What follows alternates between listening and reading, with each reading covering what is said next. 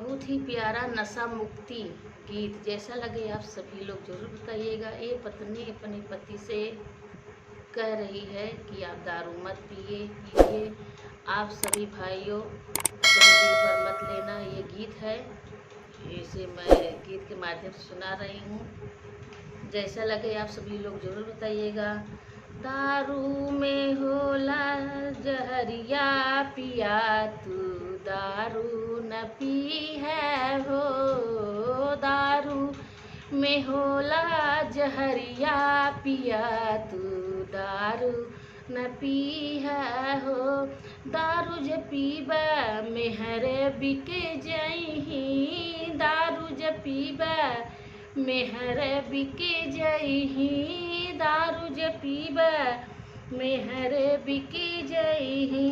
केकरा से करबा लड़ैया बल में तू दारू न पी है हो। केकरा से करबा लड़ैया बल में तू दारू न पी है हो। दारू में होला जहरिया बल में तू दारू न पी है हो। दारू में होला जहरिया बल में तू दारू न पी है हो।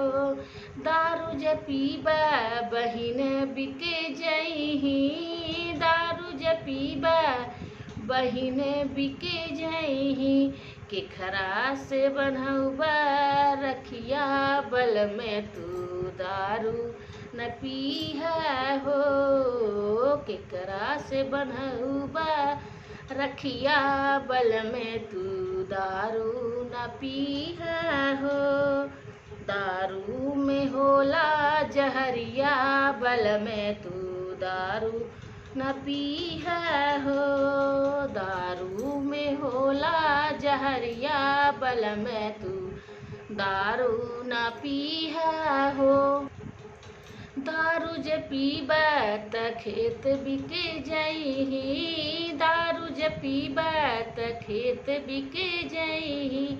कैसे मिली भोजनवा बल में तू दारू न पी है हो। कैसे मिली भोजनवा बल में तू दारू न पी है हो। दारू में होला जहरिया बल में तू दारू न पी है हो। दारू में होला जहरिया बल में तू दारू न पी है हो। जैसा लगे ये गीत आप सभी लोग जरूर बताइएगा। और अगर अच्छा लगे तो इस चैनल को लाइक सब्सक्राइब शेयर जरूर करें।